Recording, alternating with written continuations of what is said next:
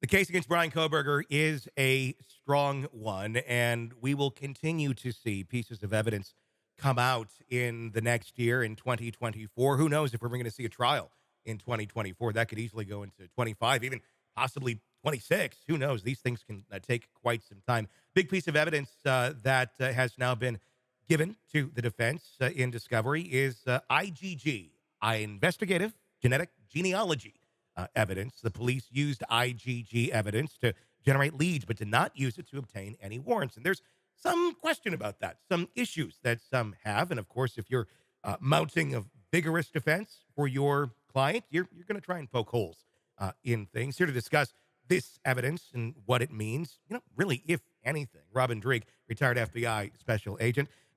Robin, IgG, this is something, like I said, a lot of people saying, well, the method in which you get from point A to point B, that's kind of in question. Once you get to point B, if it does match with what you're looking for, that's there. But it's the methods beforehand that seem to be having some issue here. Can you speak to that at all? I don't know. It's I got a couple things with this. Yeah, DNA is not 100% foolproof all the time. Like you said, it depends on contact, it depends on collection methods, and all that.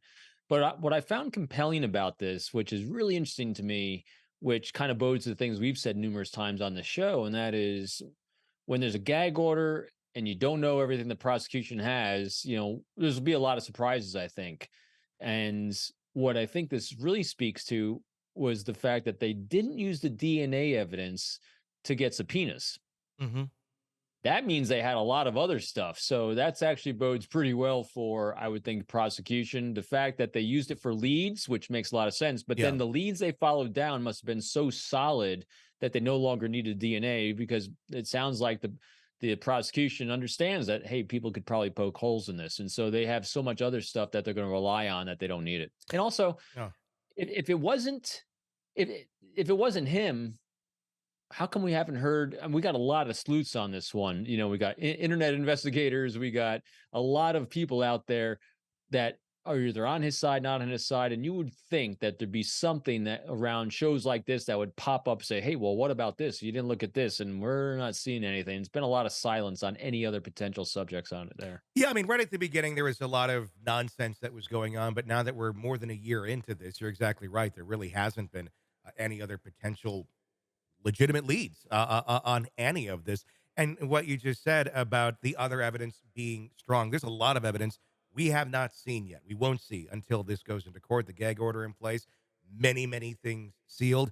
One of the biggest things that I am most interested in seeing, and something I think we've talked about several times on the show, that I'm feeling is almost stronger than DNA evidence, as strong as DNA evidence is, that's the phone, and not just the location of the phone. We already know that that exists. We know the triangulation, the pinging, all of that puts him very close to the crime scene. But it's the Google searches, it's the Instagram messages, it's all of that. It's what came out of his mind to his hand into his phone. That to me is something that we've never really had in history when we're talking about crimes, unless someone's writing a note. But this is real time information. What were they thinking as this crime was going on? What do you think that's going to end up telling us?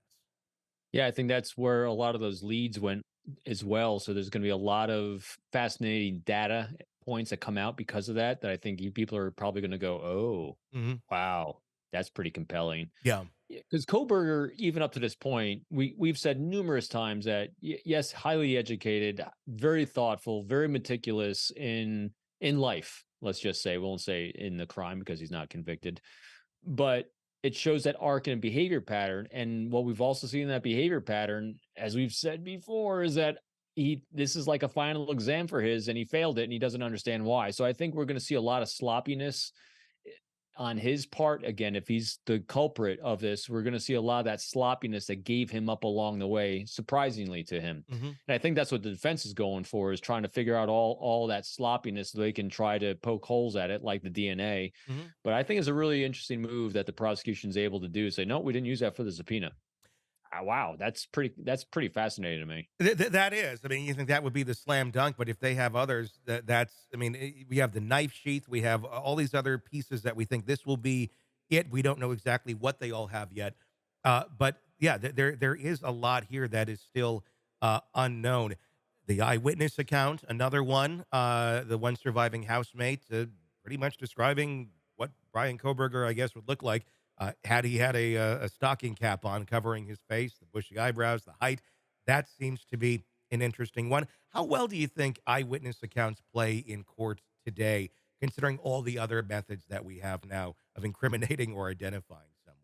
I think it depends on the context of the situation. I don't think the eyewitness account that the other girl in the house is going to give is going to be necessarily as compelling. I think defense is going to have a good opportunity to poke that apart, Mhm. given a time of night, given the fact that people were out having a good time beforehand, recollection, not seeing full facials, not being necessary. What it'll do is it won't be good potentially on its own, but if you can put a data point with her and then you put a data point with this phone, you put a data, in other words, if you're able to collect data points and put them together, then it forms a complete picture. So there's never just one piece that's going to be it. Mhm. I still think that knife sheath, though, is going to be a really powerful piece. It'd be interesting, again, all these leads if I mean, talk about something that'd be very compelling is if they have that knife sheath and it's if there's any distinctive marks on it from that K bar, and there's a photo that they collected from the parents' house of that very knife sheath. Yeah.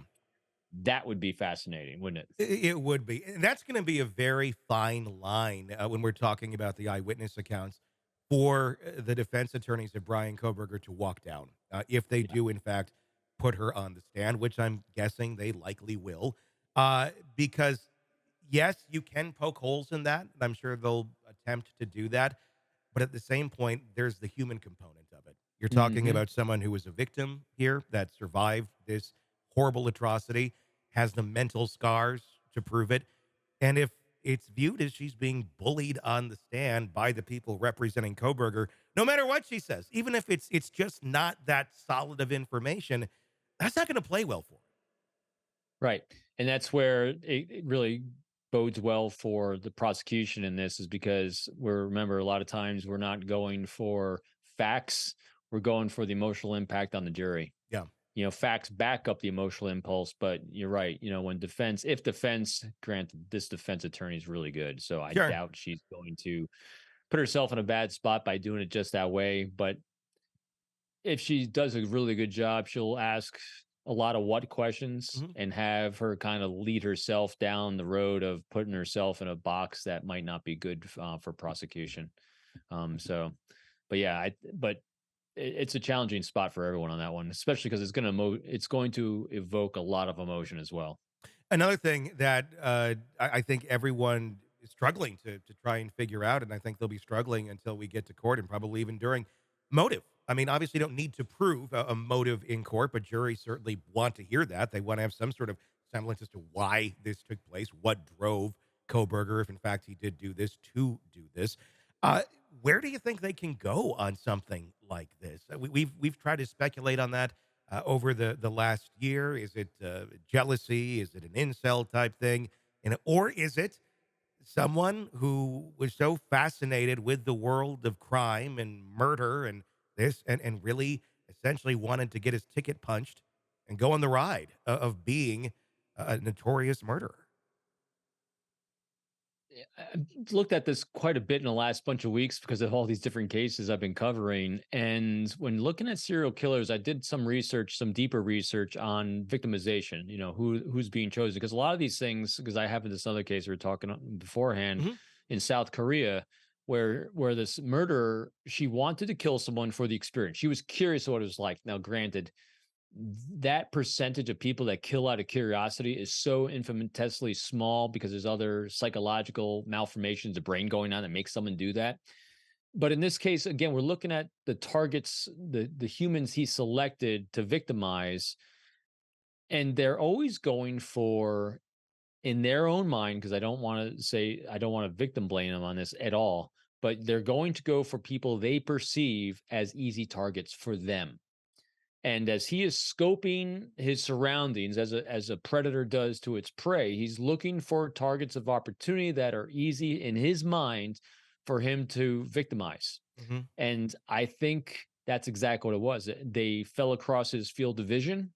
and however that came about, whether it's through social media, whether it's through the bars that they frequented together in that town, because I think he probably targeted that town. Mhm. Because as what happens is, and we do this everything in life, if there's something you want to achieve, you start broad and then you narrow down. You create filters to narrow this down. And when a killer and a potential eventual serial killer is filtering on down, they're filtering on down to people they can victimize that one are vulnerable enough that they can compromise them and take advantage of them. And the other thing that plays into it a lot of times is who will miss them. That's why we see a lot of the sex trade people being targeted because they're less likely to be missed right away. The children, I say children because they were his children. The college kids that he chose on this one, um, it's tragic because they were that, but I think he chose them because of those criteria. He was filtering on down to what he saw in his field of vision for people he had access to that gave the greatest opportunity for him to take advantage of them. And does that speak to what we just talked about it and that South Korean case where this is someone who wanted to go out and murder people? I mean, that seems like that would be a tough sell to a jury as well, just because it's so out of the norm, out of the ordinary in terms of thinking or in terms of any, historical cases where somebody just killed for the sake of going and getting that rush. I mean, serial killers do that, but in a case like this, it's just the dynamics are different. The rush point there, I think, is critical to that what you just said because he. It'd be interesting to see if they bring this in again. We have such a limited optic of what prosecution knows and has, but Yeah. from what we've seen publicly out there about Kohberger, he has a lifetime of reps. There we go, that life arc of knowing, very knowingly, and putting out there in social media that he has issues, that he doesn't physically respond to things, emotionally respond to things, that he's kind of he knows he's not emotional, and so he's constantly, and this is what serial killers do, and people that are committing crimes like this, they're looking for sensations that are going to stimulate them, like because they just want to be like everyone else. They don't understand why they don't have the same emotional reaction other people do, so they keep escalating to try to get that kind of stimulation. And so in this case, if it was him, he's escalating to the point of I'm going to kill someone to see if this gives me the rush that I need to feel whole, to feel complete, that compulsion, because it doesn't have the same component as some of the other serial killers do, where there's sexual component here, from what, at least from what we've seen put out there so far. But a lot of those serial killers have a very sexual component to what they do because of fantasization about Mhm. it. In this case, I think it looks like more of a murder for that emotional exhilaration he gets from that moment. So he's selecting targets based on that. Again, a lot of conjecture on my Yeah. part, but that's what it kind of is giving me the flavor of. Would Kohlberger make more sense in terms of motive if he got away with this and committed another murder? Because then you start to have a trend going on. Then you start to have, what we saw in other, what we have seen in other serial killers, where it is that kind of a rush component. But the fact that he got busted right after his supposed first one, it puts it in kind of a different vacuum. Yeah, I think it would start again if he had gotten away with this, or if he does get away with this, or if it's not him. Yeah. Most likely, he does learn. He's a good student, but not a great student, obviously. But my guess is that he would fixate on the type of targets he was used on going after, because if they're targets of opportunity students, I think he would go for more isolated instances, probably do better research on them. Maybe shift his target field to sex trafficking type people because of lack of impact societally from it. I don't know, but you're right. I think you'd start seeing a pattern emerge, because if you have two data points, is better than one. Yeah. But yeah, it's tragic, but I think they're going to be able to draw that his behavior over a period of time and his own incriminating words about why he did the things he did, the behaviors he had in life. I mean, it'll be interesting to see if they talk about his drug addiction. Yeah. Yeah. One reason why people do drugs is because they're seeking some sort of stimulation they're not getting from the outside world, as well as coping mechanisms. But in this case, it might be more of a I need something to feel something. Mhm. And so this might be part of that arc that we see Yeah. them talk about. Combined with his writings and such, that does make a lot of sense. Yeah, his writings were very again, if they can confirm what we've seen online, that those writings were actually his at the age of 14 and 15. I remember very early on when the case first Yeah. broke, I was looking at those, and saying, wow, here is a very damaged little boy that knew he was damaged. Yeah. And that therein lies the tragedy of it all. He knew he was damaged. It sounds like his parents knew he was damaged, and he went on to damage others. Yeah. We'll see how this all plays out. It could be a very interesting year for It will be. watching this case. Hey, it's Tony Brueski. If you want more of our interview with our guests, be sure to check out our podcast, Hidden Killers with Tony Brueski. Just search that wherever you download podcasts and press subscribe. Also, you can check out our YouTube channel for the full video version of the interviews as well, under the same name, Hidden Killers with Tony Brueski. Check it out, subscribe, binge, and enjoy. Thanks for watching.